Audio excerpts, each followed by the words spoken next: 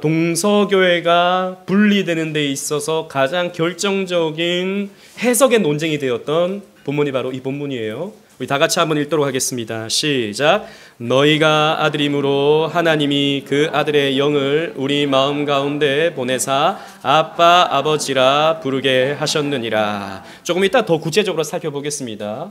이 본문에서 성령께서 어떻게 발출되셨는가, 어떻게 우리 가운데 오셨는가, 그 과정이 어떠했는가에 대한 논쟁으로 말미암아서 동방교회와 서방교회가 구분이 되는 것이죠.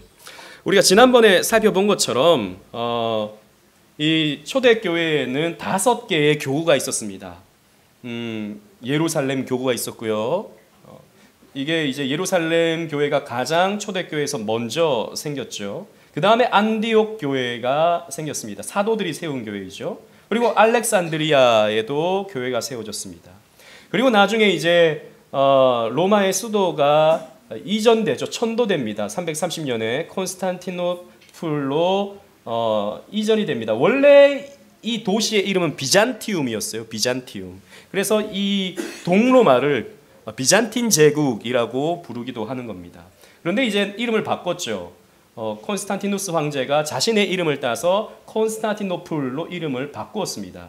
그래서 여기에 또 교회가 있죠. 큰 교구가 이렇게 형성되는 겁니다. 그리고 이제 우리가 잘 아는 로마 교구가 있습니다.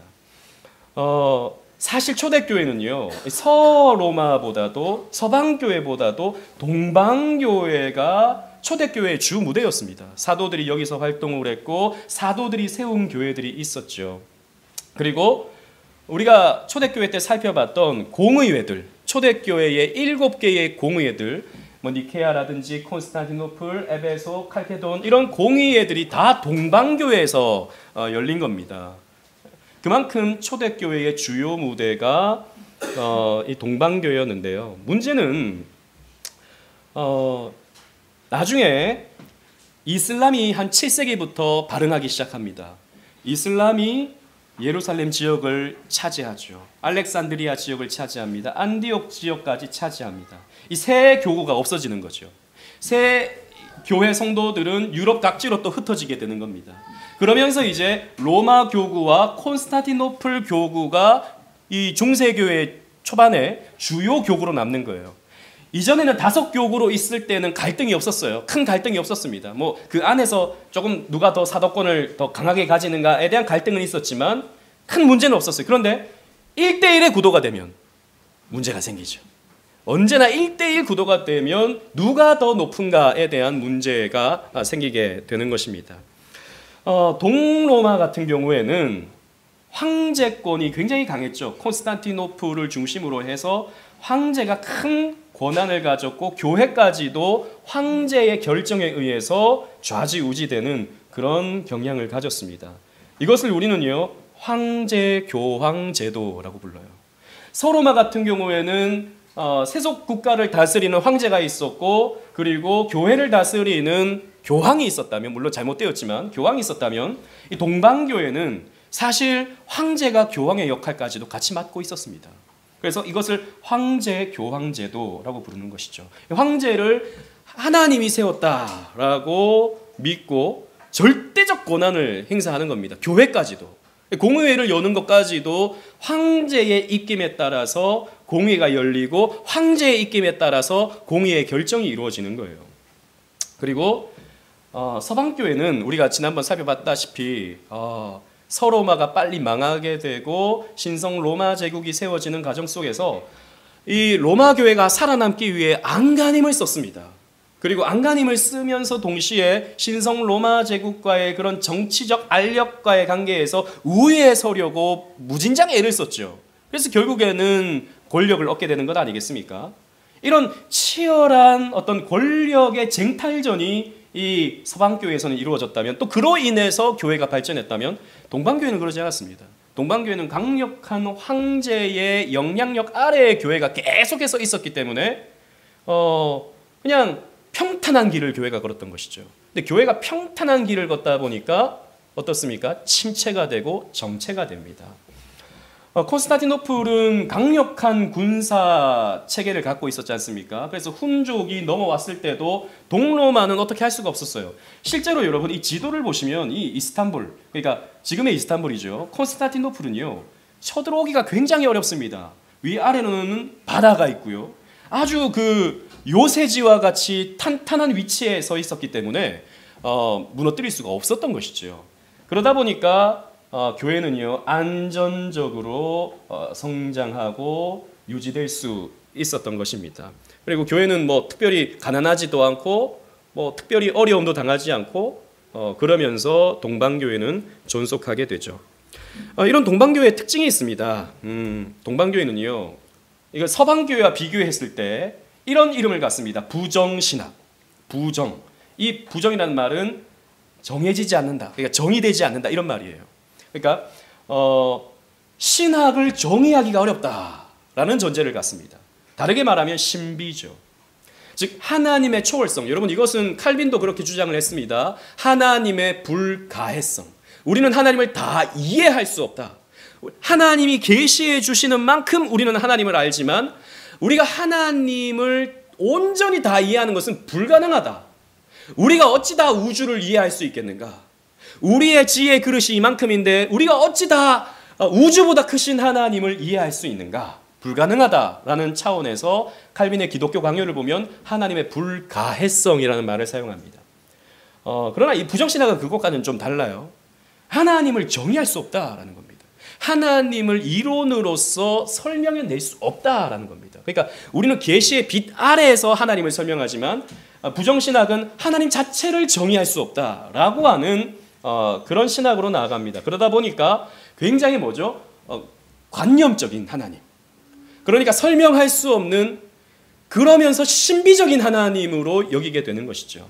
그러다 보니까 동방교회는 어떤 신비적인 요소들을 굉장히 강조합니다. 저는 러시아에서도 한번 러시아 정교회를 가봤고 카자흐스탄에서도 그 러시아 정교회를 가봤어요.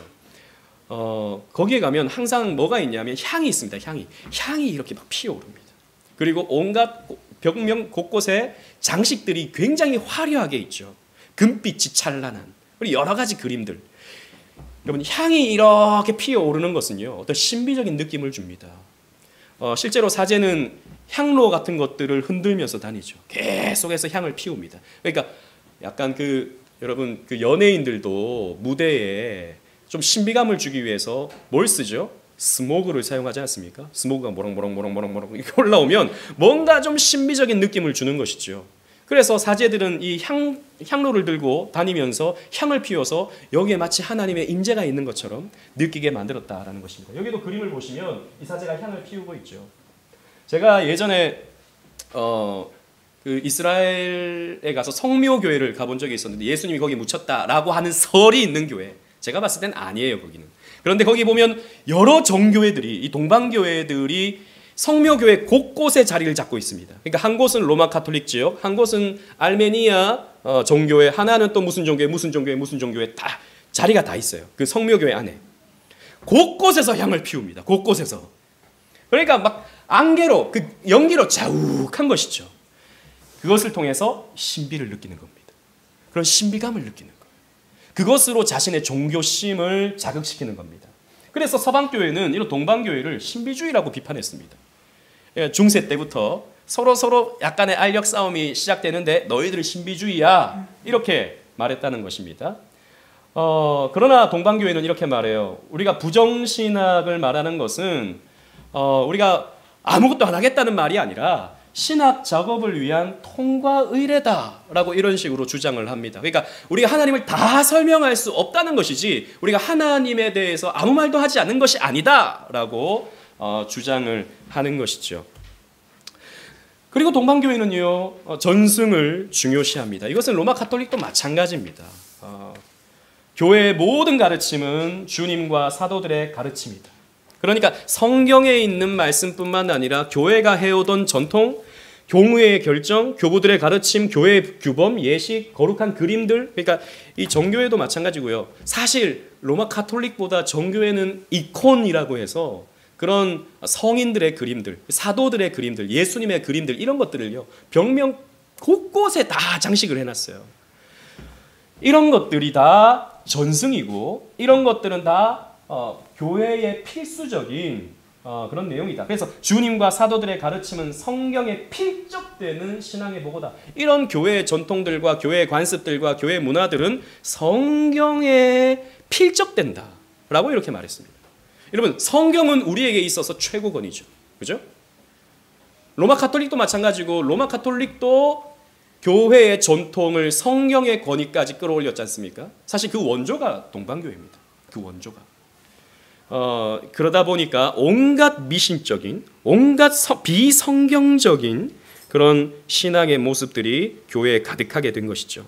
그리고 고요의 과학, 고요의 과학이라고 불리는 신비적 기도 방식이 강조되었습니다. 기도문이 있어요. 기도문을 끊임없이 반복하는 거예요. 예수님 나에게 어떤 은혜를 주시고 예수님 나에게 무엇을 주시고 예수님 나에게 이렇게 해주세요라고 하는 짧은 기도문을 수천 번 반복하는 겁니다. 이런 기도문이 있었어요. 그리고 기도하는 호흡, 기도할 때도 호흡법이 있는 거예요. 저는 잘 모릅니다. 그리고 기도의 자세, 그리고 규정된 몸 동작. 어떤 기도할 때도 그 불교에서 그 첨배를 하면서 기도를 하듯이 마찬가지로 이런 규정된 몸 동작을 굉장히 중요시했어요. 그리고 합리적인 교리보다도 직관, 뭔가를 보고 듣고 하는 이런 직관, 그리고 명상. 여러분, 이것을 오늘날에 있어서 관상기도라고 부르죠. 여러분, 관상기도라는 말 들어보셨습니까? 이 관상기도라고 하는 것은 사실 동방교에서 시작해서 서방교회로 옮겨오고 이것이 오늘날 우리 개신교회 안에서도 관상기도를 주장하는 사람들이 있어요. 이 관상기도는 뭐냐면 저도 완벽하게는 잘 모릅니다. 해본 적이 없기 때문에 마음속에 그려내는 거예요.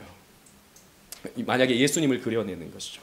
아니면 자기가 바라는 것을 그려내는 겁니다. 그것을 그려내면서 하나님과 내가 하나가 되게 만드는 그런 영적 체험을 이제 추구하는 거예요. 사실 뉴에이지라고 하는 이런 명상 그리고 그런 신비적 체험 강조하는 무리들이 있거든요. 뉴에이지 사상가들, 오시오 라즈니시 같은 인도의 유명한 뉴에이지 사상가 있지 않습니까? 그런 사람들은 명상을 하거든요. 명상을 하는 게 뭐냐면 신적 합의를 이루는 겁니다. 그러니까 내가 어떤 도를 트는 거예요. 불교로 말하면 득도를 하는 겁니다. 그래서 내가 신적 존재가 되는 거예요. 그런 걸 체험하는 겁니다. 그러니까 그리스도의 연합을 우리는 교리적인 개념으로서 우리는 이해하지만 이 동방교회 사람들은 그것을 체험하는 거예요. 몸으로, 오감으로 체험을 하는 겁니다. 이런 걸 추구하는 것을 관상기도라고 하는 것이죠. 절차가 있어요. 기도하는 여러 가지 절차가 있는데 이런 것이 사실 동방교회에서 시작된 기도의 모습입니다. 그래서 예배의 예전적인 요소까지도 강조해요. 그러니까 영적 세계에 대한 아름다움. 그래서 여러분 이 그림 한번 보십시오.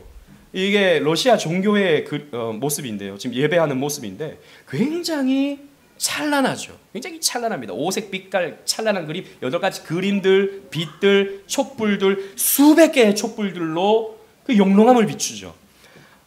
그래서 제가 러시아에 갔을 때 저는 그냥 러시아 시골에 있는 정교회를 가본 적이 있었는데 그때 그 선교사님이 그래요. 페트르부르크에 가면 어마어마한 성당 이 정교회들이 많다는 거죠. 거기에 예전을 한번 보면 정말 아름답대요. 이 사람들이 나와서 어떤 행렬을 하고 뭔가를 하고 이런 것들이 너무 그것만 보아도 그런 종교심, 야 내가 거룩한 것을 봤다라고 하는 느낌이 들 정도로 화려하다는 것입니다. 오늘날도 마찬가지인 것이죠. 그래서 예배의 신미적인 아름다움, 색깔, 디자인, 화려함 이런 것들을 추구하죠. 제가 지난번에도 말씀드렸지만 이건 오늘날 한국교회도 마찬가지입니다. 점점 그러해요. 요즘에 예배당을 짓는 교회들은 강대상 뒤에 엄청나게 큰 스크린을 박아 놓습니다. LED 스크린. 하늘에서 구름이, 목사님이 설교할 때 구름이 퍽 펼쳐지는 배경이 이렇게 나오는 거예요. 찬양을 하잖아요. 그러면 이퀄라이저가 팍팍팍 뜁니다. 드럼을 치면 굼짝 굼짝 하잖아요. 굼짝 굼짝 이렇게 올라간다고요. 그런 걸 보면 사람들이 신나죠. 뭔가 막 그렇게 막 점프하면서 찬양했을 때 뭔가 좀 시원함을 맛보는 것이죠. 이런 것이 사실 이런 전통을 따라가는 겁니다. 신미적인 아름다움. 그리고 아까 말씀드렸던 황제의 교황주의. 황제의 절대적 권위 아래에 있는 교회였다라는 것입니다. 그래서 이교도들에 대해서는 이 동로마 같은 경우에는 법적인 처벌을 해버리는 거예요. 개종의 대상이 아니라 처벌의 대상이 되는 겁니다.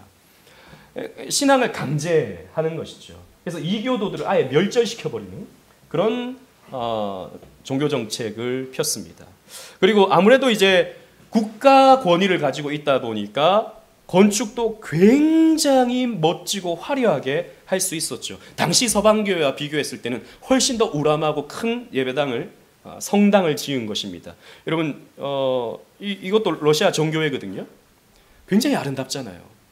이런 그 정교회들을 보면, 그리고 지금 터키에 있는 성 소피아 성당 같은 경우에도 뭐 중간에는 이제 이슬람으로 넘어갔지만 지금은 관광지가 됐잖아요. 그 성 소피아 성당이 아니면 터키의 관광 수입이 현저하게 떨어지거든요. 어마어마하게 크고 아름답게 지은 그 하얀색 그 성 소피아 성당은 얼마만큼 교회가 권력이 있었는가. 그리고 국가 황제에 의해서 이 성당이 지어졌다라고 하는 것을 잘 보여주는 그런 그림이라고 할 수 있습니다. 그러나 이 서방교회와 동방교회는 이런 차이점도 있었습니다. 비교를 한번 해보는 거예요. 이 서방교회는 주요 구성원들이 라틴인, 로마인들이었습니다. 그리고 게르만족들이 흡수되었죠. 동방교회 같은 경우에는 헬라인들이 그리스 사람, 그리고 터키 지역에 살던 그 헬라인들이 주요 구성원이었습니다. 그러다가 이제 슬라브족들, 러시아 쪽에 있는 사람들이 이 동방교회에 흡수가 되죠. 그리고 서방교회는 라틴어를 사용했습니다. 라틴어는 굉장히 어렵기도 하지만 법적인, 그러니까 법을 잘 표현할 수 있는 그런 말이에요. 상명하복 이런 것들이 굉장히 유리해요. 라틴어 같은 경우. 저도 뭐 라틴어는 잘 모르지만 그렇게 설명을 많이 합니다. 헬라어는 비교적 쉽죠. 헬라어는 여러분들도 영어를 조금 하신다면 쉽게 익힐 수 있어요. 헬라어를 공부해보면 어렵지 않아요. 쉽게 사용할 수 있고, 그러나 여러분 이 헬라라고 했을 때 여러분들은 무엇이 떠오릅니까? 그리스. 그럼 뭐가 떠오르세요? 철학자들이 떠오르죠. 그러니까 서방교회는 상명하복이라고 했을 때 어떤 위에서 결정해서 이렇게 하시오라고 하면 바로바로 이게 적용이 되는데, 헬라인들 같은 경우에는 왜 그렇게 해야 되죠? 라고 하는 그런 분위기가 생깁니다. 실제로 그래요. 그래서 신학이 굉장히 치열한 논쟁으로 치닫기도 하죠. 실제로 공의회들이 다 어디서 열렸다고요? 이 그리스 지역에서 열렸습니다. 공의회들. 다 삼위일체 논쟁. 사실 그게 설명하기가 굉장히 어렵잖아요. 그리스인들은 그런 걸 좋아하는 거예요. 삼위일체에 대해서 한번 논해볼까? 예수님의 신성과 인성의 그 양성에 대해서 한번 논해볼까? 이런 것들을 굉장히 좋아하는 거죠. 그러나 서방교회는 상명하복, 그냥 믿어, 그럼 믿는 거예요. 그런 분위기가 있는 것입니다. 이 서방교회는 그래서 현세적이에요. 현세적. 동방교회는 비교적 내세적인 신앙을 갖고 있었습니다. 이 서방교회는 또 논쟁과 확장을 통해서 발전했습니다. 왜냐하면 국가가 완전 망했기 때문에 교회가 생존하기 위해서는 어떻게 더 발전할 수 있을까에 대해서 몸부림치는 그런 과정이 있었거든요. 그러나 동방교회는 그러지 않았습니다. 신학적 정체가 된 것이죠. 그러니까 콘스탄티노플이 세워지고 난 이후에는 큰 그런 논쟁들이 별로 없었던 것입니다. 그리고 서방교회는 성직자들이 결혼을 금지시켰어요. 왜냐하면 교회가 황제를 능가하는 권력을 갖다 보니까, 그죠? 앞에서 말씀드린 것처럼 온갖 타락에 물들어 버리는 거예요. 그래서 나중에 성직자들의 결혼이 금지되지만 동방교회는 그런 문제는 없었던 것입니다. 그래서 성직자들의 결혼이 허락되었습니다. 지금도 마찬가지예요. 또 하나의 차이는 서방교회는 성직자들이 수염을 기르지 못합니다. 동방교회는 수염을 길러요. 그 차이가 있어요. 그 검은 옷을 입고 돌아다니는 사람들 중에 수염을 기르고 있는 사람은 동방교회 출신이에요. 수염을 자른 사람은 서방교회 출신입니다.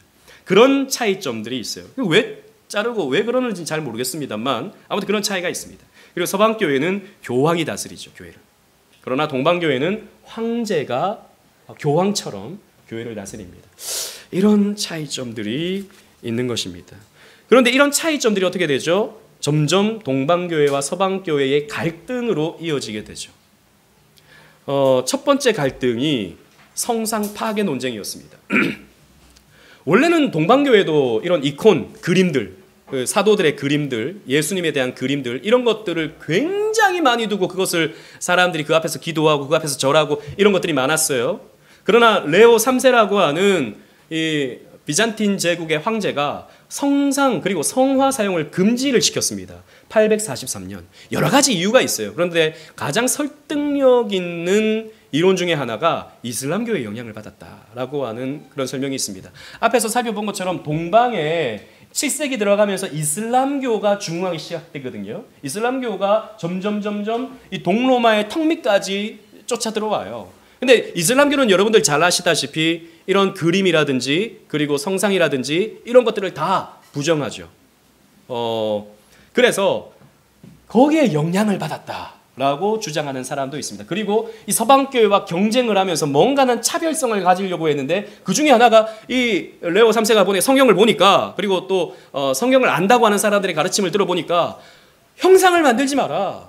이렇게 되어 있더라라는 것입니다. 처음에는 그냥 교회 전통이니까 그냥 그렇게 숭배하고 절하고 했었는데 나중에 보니까 이건 문제가 있는 것 같다. 실제로도 이슬람교도들이 이런 것들에 대해서 반대하고 있는 것을 볼 때 우리는 왜 이것을 숭배하고 있느냐라고 하는 문제 제기가 있었던 것이죠. 그래서 여기 그림을 보십시오. 이게 이 성상 파괴 운동의 한 모습을 그려내고 있는 거예요. 이 그림이 있죠. 이게 누구 그림인지는 모르겠습니다. 이 그림에다가 패치를 하는 겁니다. 이건 더 이상 숭배의 대상이 되면 안 된다라고 해서 패치를 하는 것이죠. 근데 이게 이제 문제가 된 겁니다. 왜냐하면 서방교회는 형상과 그림을 사용하는 것은 오히려 사람들에게 종교심을 주는 이 교회를 이끌고 가기 위해서 반드시 필요한 것이라고 생각했기 때문이에요. 왜냐하면 이때까지 계속해서 형상을 만들어 놓고 마리아 상을 만들어 놓고 그 앞에 절을 하고 그 앞에 기도를 하고 사도들의 상을 만들어 놓고 그 앞에 절을 하고 기도를 하고 예수님의 상을 만들어 놓고 그렇게 했는데 갑자기 이거 사용 못하게 하면 이거 안 된다라고 본 것이죠. 그래서 2차 니케아 공의회 787년에서 2차 니케아 공의회가 열렸는데요. 여기에서는 성상을 사용하겠다, 사용해도 된다라고 하는 결의를 했어요. 그런데 이 결의에 대해서 동로마가 우리는 할 수 없다라고 천명을 한 것이죠. 이로부터 인해서 이런 갈등들이 일어나기 시작합니다. 그리고 예정론 논쟁이 있었어요. 중세 때도 이런 예정론 논쟁이 있었습니다. 당시 교회는 반펠라기우스주의였죠. 그러니까 하나님의 은혜 플러스 무엇입니까? 인간의 애씀과 노력. 이것이 합해져야 구원이 이루어진다라고 보는 것이 반펠라기우스주의였습니다. 펠라기우스 자체는 원죄를 부정했죠. 거기까지는 아니고 세미 펠라기우스, 그러니까 반만 펠라기우스를 따른다라고 해서 반펠라기우스입니다. 서방교회는 이 반펠라기우스를 따라가고 있었죠. 그러나 동방에서 활동을 하던 고트 샬크라고 하는, 원래는 이 사람이 프랑스 사람인데요. 어떻게 하다 보니까 이 동방교회로 가게 된 거예요. 거기에서 이제 아우구스티누스의 책을 보기 시작해요. 이 책을 보니까 어떻습니까? 예정론이 있거든요. 그러니까 인간의 의지에 따라서 구원받는 게 아니라 하나님의 선택과 하나님의 예정을 통해서 구원받는다라고 하는 것을 발견하기 시작해요. 그래서 고트 샬크라는 사람이 서방교회를 비판하기 시작합니다. 서방교회는 지금 반펠라기우스주의로 가는데 우리 교회의 전통은 아우구스티누스주의다. 예정론이다. 하나님의 주권이다. 이것을 강조하기 시작해요. 또 여기에 반대하는 사람이 에리우게나라고 하는 서방교회 지도자였는데 치열한 논쟁을 벌입니다. 그래서 이제 균열이 조금씩 더 일어나기 시작하는 거예요. 그렇다고 동방교회가 뭐 다 옳은 것은 아닙니다. 동방교회 많은 문제가 있는데 이런 예정론 논쟁이 있었다라는 것을 말씀드립니다. 이후로 가면 또 이 동방교회도 마찬가지로 뭐 반펠라기우스주의 그 이상입니다. 그리고 성찬 논쟁이 있었어요. 831년도에 라트베르투스라고 하는 사람이 화채설을 주장하기 시작한 겁니다. 이 사람은 동방교회 사람이에요. 화채설은 어디에서부터 시작됐냐 하면 동방교회에서 시작된 겁니다. 처음에는 서방교회는 화채설에 대해서는 별로 그런 게 없었어요. 그러니까 미사라고 생각을 했지만 화채설을 설명해내는 그런 이론은 없었습니다. 그런데 이 라트베르투스라고 하는 사람이 화채설을 설명하기 시작한 거예요. 그래서 서방교회는 오히려 우리처럼, 우리 최근에 지금 새벽에 이 화채설을 비판하고 있는데 이걸 비판했어요. 이건 너무 문자적인 해석이다. 예수님이 이것은 내 몸이다 라고 했을 때 그게 문자적인 그런 해석으로 될 수 없다 라고 서방교회는 처음에 설명을 했던 것이죠. 하지만 동방교회는 아니다, 화채설이 맞다 라고 해서 승인을 한 겁니다. 여러 그런 갈등들이 있었지만 4차 라테란 공의회에서 로마교회도 서방교회도 시간이 지나니까 이렇게 설명했을 때 사람들이 더 이 성찬을 귀하게 여기더라라는 것이죠. 효율성의 측면에서 화채설이 더 나은 설명이다라고 결정을 내리게 됩니다. 성경에 근거하지 않고 효율성에 근거해서. 왜? 사람들이 그거 먹으러 와야 되니까. 그거 먹어야 복을 받고 그거 먹어야 구원을 받으니까. 이렇게 했을 때 화채설 교리가 훨씬 더 사람들에게 설득력이 있더라라고 해서 이 화채설을 받아들이게 되죠. 원래는 이 화채설도 동방교회와 서방교회의 논쟁의 대상이었다라는 것이죠. 그리고 가장 중요한 핵심적인 논쟁이 바로 필리오케 논쟁입니다. 필리오케. 이 필리오케라는 말은 그리고 아들로, 그리고 아들로라는 말이에요. 여러분, 니케아 신경이 있죠. 처음에 삼위일체 교리를 확정했던 초대교회의 니케아 공의회, 거기에서 니케아 신경을 결의를 했는데요. 원래는 어떻게 되어 있냐면 이 헬라어로 되어 있는 헬라 지역에서 이게 공인되었으니까 어떻게 표현되어 있냐면 성령은 아버지로부터 나온다. 이렇게 되어 있어요. 니케아 신경의 원문을 보면 성령은 이 파트로스, 아버지로부터 발출된다. 이렇게 되어 있습니다. 그래서 우리는 이것을 이렇게 번역하죠. 성령은 성부에게서 나오시고. 그런데 이것을 초대교회가 다 받아들여서 기독교의 정통교리로 받아들였는데 나중에 7세기에 가면 서방교회는 이것을 하나 더 추가시켰습니다. 어떻게 추가시켰냐면 이제 라틴어의 니케아 신경이에요. 성령은 아버지 그리고 아들로부터 나온다 라고 되어 이렇게 덧붙인 겁니다. 이 필리오케라는 말을 이제 삽입시켜 놓은 거예요. 그러니까 번역할 때 성령은 성부와 성자에게서 나오시고 이렇게 표현을 한 겁니다. 왜 이것을 추가했는가?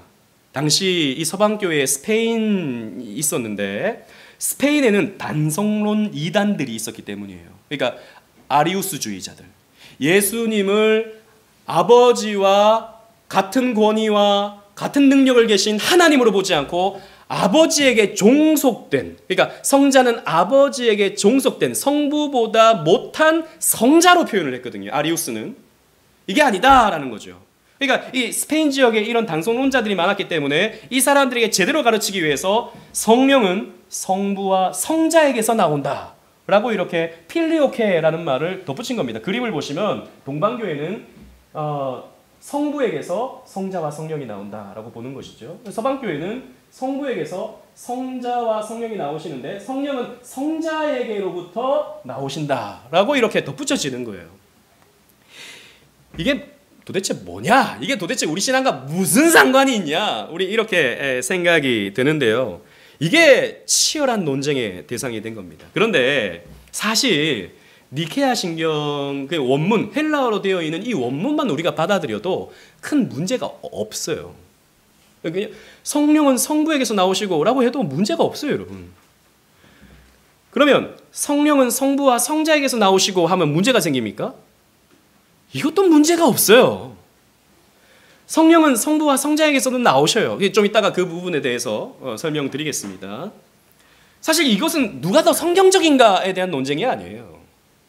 이때 당시에 일어났던 동방교회와 서방교회의 논쟁은 누가 더 우위에 있는가에 대한 교권의 문제였습니다. 그러니까 동방교회는 황제의 영향 아래에서 큰 문제 없이 그냥 교회가 유지되고 있었어요. 그런데 서방 교회가 점점 커지는 거예요. 서방 교회가 황제를 이겨먹기 시작하더니 서방 자체를 그냥 좌지우지하는 교황이 된 겁니다. 그러다 보니까 서로 간에 알력 싸움이 생기는 거예요. 원래는 하나의 교회인데 알력 싸움이 생기는 겁니다. 그러니까 뭔가 이제 꼬투리를 잡는 거죠. 오늘 제가 아침에 말씀드린 것처럼, 오전에 말씀드린 것처럼 정치적인 접근을 하는 겁니다. 저 사람이 꺾여져야 내가 설 수 있다라고 생각을 하는 것이죠. 그러면서 이 자존심 싸움으로 변질됩니다. 그리고 서방교회는 동방교회의 간섭을 받지 않아요. 왜냐하면 주요 이제 로마의 정통성은 동로마가 가지고 있기 때문이에요. 왜냐하면 신성 로마 제국은 사실 로마가 아닙니다. 서로마는 멸망했어요. 그죠? 475년에 멸망했어요. 신성 로마 제국은 게르만 민족들이 세운 겁니다. 라틴 사람들이 세운 게 아니에요. 그러다 보니까 정통성은 동로마가 가지고 있는 거죠. 그런데 자꾸 정통성은 우리가 가지고 있어. 너희들은 서방교회는 우리 동방교회를 따라야 돼 라고 자꾸 이제 요구를 하니까 교황이 내가 지금 천하를 다 가졌는데 내가 왜 동방교회에 간섭을 받아야 돼? 이 싫은 거죠. 이게 이제 구실이 되어서 필레오교회 이 교리 논쟁이 구실이 되어서 찢어졌습니다. 여러분 한번 보실까요? 요한복음 14장 26절 말씀 우리 다 같이 한번 읽어보도록 하겠습니다. 시작. 보혜사 곧 아버지께서 내 이름으로 보내실 성령 그가 너희에게 모든 것을 가르치고 내가 너희에게 말한 모든 것을 생각나게 하리라. 아멘. 보세요. 보혜사 성령님의 별명이죠. 파라클레토스. 보혜사는 아버지께서 보내신다. 자, 성부가 보내시는 건 맞죠? 그런데 보세요. 내 이름으로 보내신다 라고 했어요. 여러분 이름이라고 하는 것은 어떤 것입니까? 그 인격을 말하죠. 보통 우리가 성경에서 봤을 때 즉 아버지께서 예수님을 통해 보내신다 라고 우리는 보는 겁니다. 그렇다면 성령은 성부께서 보내시는데 어떻게 보내세요? 아들을 통해 보내시는 거예요. 그러면 아까 그 라틴어로 봤던 필레오케가 들어가도 됩니까? 안 됩니까? 되는 거예요. 그러니까 아버지께서 보내시는 건 맞아요. 그러나 필레오케가 들어간다고 해서 그게 대단한 어떤 문제가 되는 것은 아니라는 것이죠.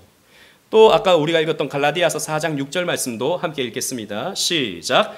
너희가 아들임으로 하나님이 그 아들의 영을 우리 마음 가운데 보내사 아빠 아버지라 부르게 하셨느니라. 아멘. 보세요. 하나님이 영을 보내세요. 그죠? 근데 어떻게 보내세요? 그 아들의 영. 하나님의 아들이 누굽니까? 성자, 예수님. 예수님의 영을 우리 마음 가운데 보내신다라는 거죠. 그러니까 우리가 삼위일체를 생각할 때 특히 성자는 성부에게서 나오시죠. 영원히 나음을 받으시죠. 이 성령에 대해서는 성부와 성자에게서 나오신다라고 보는 것이 사실 정통적인 교리입니다. 그래서 우리가 고백하는 웨스트민스터 신앙고백서 2장 3항은 이렇게 설명해 주고 있어요. 우리 다 같이 한번 읽어보도록 하겠습니다. 시작. 성부는 누구에게나 속하지 않으시고 어디에서 났거나 나오지도 않으시고 성자는 영원히 성부에게서 나시고 성령은 영원히 성부와 성자에게서 나오신다. 보십시오. 우리가 고백하는 웨스트민스터 신앙고백서는 서방교회의 삼위일체 교리를 따릅니다. 물론 동방교회 그 니케아 신경 원문이 틀렸다는 게 아니에요. 그러나 더 자세한 표현은 성자에게서 나오신다. 성부와 성자에게서 나오신다라고 보는 것이 좀 더 성경적이다라는 겁니다. 이런 말씀에 근거했을 때. 이게 사실 이 삼위일체론에 들어가면 우리가 이 부분을 좀 명징하게 설명하기가 어렵죠. 그러니까 영원히 나오신다 그랬죠. 영원히. 그러니까 성령이 어느 순간부터 성부가 보내니까 어느 순간부터 생긴 게 아니죠. 그죠? 영원히 계십니다. 그러나 그 성령의 어떤 뭐랄까요? 그 나오심 자체가 어떻게 되는가에 대해서 우리가 설명할 때 이렇게 설명하는 것이 가장 성경적인 최선이다라고 우리는 보는 것이죠. 그래서 사실 이게 그 동방교회와 서방교회가 갈라지는 것은 역사에서 나타난 교회 분열의 시초거든요. 여러분 지금 대한민국에 대한예수교 장로회가 몇 개가 될까요? 맞춰보세요. 몇 개일까요? 대한예수교 장로회가? 제가 예전에 그 신학교 다닐 때는 한 200개 된다 그랬어요. 그러니까 대한예수교 장로회 뭐 합동, 통합, 뭐 고신, 고려 뭐 쭉 있거든요. 한 200개 된다 그랬어요. 지금은 사람들이 뭐라 그런지 아십니까? 지금은 주님만 하신다 그럽니다. 왜냐하면 교단별로 지금 핵분열이 이루어지고 있거든요. 다 교권을 잡으려고, 다 자기가 지도자 하려고. 사실 장로교, 한국 장로교는 하나였거든요. 하나였는데 가장 먼저 분열되는 것이 이제 고려파, 우리 고려파가 가장 먼저 분열됩니다. 신사참배 문제 때문에 분열이 돼요. 그 다음에는 기장측, 한신대, 자유주의 신학의 문제 때문에 갈라지게 됩니다. 그 다음에 이제 가장 크게 분열된 게 통합측과 합동측이에요. WCC를 가입하느냐 마느냐의 문제 때문에 WCC는 자유주의다. 우리는 자유주의와 함께 할 수 없다라는 차원에서 이제 연동측이, 연동교회에서 모였다고 해서 연동측이었어요. 연동측이 있었고요. WCC에 가입하는 것이 세계적인 흐름이다라고 했던 것이 승동측. 제가 헷갈릴 수 있어요. 이 연동이 이쪽인가 저쪽인가 제가 지금 헷갈리는데 아무튼 연동측과 승동측이 나뉘어져요. 그런데 나중에 고려파와 이제 WCC 반대파가 합동을 해요.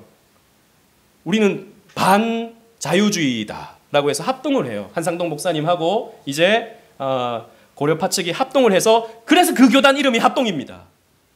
그런데 3년 만에 원래 우린 이 사람들과 우리가 출신이 다르다라고 해서 고려파와 합동이 갈라지죠. 근데 그 사람들이 여전히 합동이에요. 이 통합 측은 우리가 다른 모든 사람들과 통합하겠다라고 하는 차원에서 통합이에요. 합동이나 통합이나 이름은 똑같아요. 그죠? 근데 이런 사실 교리적인 그리고 신학적인 노선 차이로 한국교회도 갈라지게 되죠. 그 이후로부터 핵분열을 합니다. 대한예수교 장로회가. 다 대한예수교 장로회라는 간판을 달고 있지만 교단이 다 달라요. 그런데 이 교단 분리는 명분이 있어야 됩니다. 명분. 교리적인 명분. 신학적 노선 차이의 명분. 여러분 우리가 자유주의와 함께 논의를 할 수 없죠.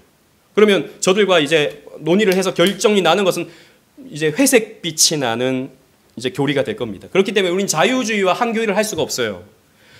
WCC 문제라든지 그때 당시에 또 논쟁이 되었던 것이 칼바르트라고 하는 신학자를 우리가 어떻게 받아들일 것인가에 대한 문제였어요. 칼바르트는 겉은 굉장히 보수적인 신학자이지만 그 속으로 들어가면 자유주의적인 냄새가 잔뜩 나는 신학자였거든요. 그 WCC 찬송 측, 통합 측은 우리는 칼바르트를 받아들이겠다라고 했고 합동 측, 고신 측은 우리는 받아들일 수 없다라고 봤던 것이죠. 이런 차이의 교단 분리라면 이루어져야 됩니다. 이런 차이. 갈라져야 돼요. 하지만 그게 아니라 한국교회의 핵분열은 정치적인 문제죠. 자기가 이제 대장 되려고 하는, 자기가 교권을 잡으려고 하는, 자기 마음대로 교회를 좌지우지하려고 하는 그런 문제인 것입니다. 마찬가지였어요. 중세교회의 첫 분열이 바로 그 주도권 싸움이었다라는 것입니다. 누가 교회의 머리가 되는가에 대한 싸움이 이런 분열로 이루어졌다라는 것입니다. 그래서 계속 충돌을 합니다. 막 동방교회와 서방교회가 이렇게 계속 충돌을 하다가 867년에 동방교회의 대주교인 포티우스는 서방교회 교황 니콜라오 1세를 이단이다라고 말하기 시작했어요. 이게 이제 수류탄을 던지는 거죠. 그 전까지는 누가 올래 하다가 싸우긴 싸웠는데 이단이라고 말하진 않았거든요. 근데 이제 이단이다라고 말하기 시작한 거예요. 그리고 이제 계속해서 싸움이 일어납니다. 1054년에 동방교회 대주교였던 캐롤라 리우스는 서방교회가 발효되지 않은 빵을 사용했다. 이게 문제다. 라고 해서 싸우기 시작해요. 이게 왜 싸워야 되는지 모르겠는데 싸우려고 하니까 뭐든지 싸움이 되는 거죠. 그래서 서방교회가 무교병을 사용했다. 성찬 때. 그것 때문에 이제 비난을 하고 싸우기 시작해서 그래서 화가 났던 서방교회의 교황 레오 9세는 추기경 훈베르트를 동방교회에 파견해서 파문장을 던져버렸습니다. 동방교회 지도자 당신은, 동방교회 대주교였던 당신은 이제 교회에서 당신은 파문되었다라고 하는 파문장을 던져버렸어요. 왜 동방교회가 가만히 있겠습니까? 너도 파면이다. 파문장을 또 던져버렸어요. 서로 이제 파면한 겁니다. 서로 교회 지도자가 아니라고. 그래서 동방교회와 서방교회는 갈라져게 되었고 지금까지도 동방교회와 서방교회는 갈라져 있습니다. 그 이후로부터 계속해서 뭐 연합하고 또 하나 되려고 하는 시도가 있었지만, 특히 나중에 우리가 살펴보겠지만 이런 십자군 운동으로 인해서 협력을 일시적으로 하긴 하지만 지금까지도 갈라져 있죠. 그래서 이 동방교회는 오늘날에 있어서 동방정교회로 발전을 합니다. 동방정교회는요, 단순히 뭐 그리스 정교회, 러시아 정교회뿐만 아니라 엄청나게 많아요. 이집트, 뭐 콥틱 교회도 정교회 소속이고요. 그리고 또 에디오피아도 정교회입니다. 에디오피아도 대단해요. 거기 정교회 그런 교회들이. 영어로 표현하면 오더독스 처치죠. 정교회라는 말이 정통교회라는 말이에요. 우리나라랑 좀 비슷해요. 자기들이 정통이래요. 그런데 카톨릭은 뭐죠? 캐톨릭 처치, 보편교회. 우리가 보편교회다, 우리가 정통이다, 서로 싸우고 있는 거예요. 그래서 이스턴 오더독스 처치라고 부르게 됩니다. 그래서 오늘날 동유럽 및 러시아 지역에 이제 그 주된 교회를 형성하는 것이 정교회다, 동방정교회다. 그리고 우리나라에도 정교회가 있어요. 우리나라에도 정교회가 이런 그 정교회가 우리나라에도 선교사를 보내어서 우리나라에도 정교회가 있습니다. 아주 소수이죠. 전 세계적으로 보면 캐톨릭이 가장 큽니다. 우리나라는 우리 기독교가 가장 크지만 캐톨릭이 전 세계적으로 보면 가장 커요. 전 세계의 종교인의 24%가 캐톨릭입니다. 그 중에 전 세계의 15%가 프로테스탄트예요. 우리 개신교. 그런데 이 개신교 안에서도 온갖 교단들이 다 있죠. 정교회가 약 한 2% 됩니다. 2%. 비교적 소수죠. 하지만 지금도 명맥을 이어가고 있다. 왜냐하면 정교회 같은 경우에는 공산권에 있다 보니까 당시에 공산당이 교회들을 다 문 닫아 버렸거든요. 교회를 다 폐쇄시켜 버렸거든요. 러시아 같은 경우에도 100교회만 남기고 다 문 닫아 버렸습니다. 그래서 정교회가 거의 그냥 전 세계에서 없어져 버리게 됐죠. 2% 정도 있다고 합니다. 뭐 이건 뭐 정확한 건 아니고 통계해 보면 그렇게 있죠. 아무튼 그래서 지금 뭐 이 프란체스코 교황이 동방교회 이제 지도자랑 만나가지고 하얀색, 까만색 이렇게 나눠가지고 이렇게 뭐 우리 합치자, 힘을 모으자 뭐 이렇게 하는데 아직까지도 갈라져 있다라는 것이죠. 우리랑 전혀 뭐 상관없는 그런 모습입니다. 아무튼 교회는 이렇게 분열이 되었습니다. 근데 문제는 오늘날 한국 교회도 이렇게 똑같은 이유와 똑같은 모습으로 분열하고 있다라는 것입니다. 지금 교회들마다 교단들마다 신학교 운영 때문에 쉽지가 않아요. 교단 유지하기가 쉽지가 않아요. 왜냐하면 신학생들이 점점 줄고 있거든요. 교단이 유지가 되려면 신학교가 탄탄해야 되는데 신학생들이 없고 신학교 운영이 안 되면 교단이 설 수가 없는 겁니다. 그러니까 지금 이제 교단별로 이제 합쳐지게 되는 그런 상황들이 있죠. 물론 바람직한 부분이 있습니다.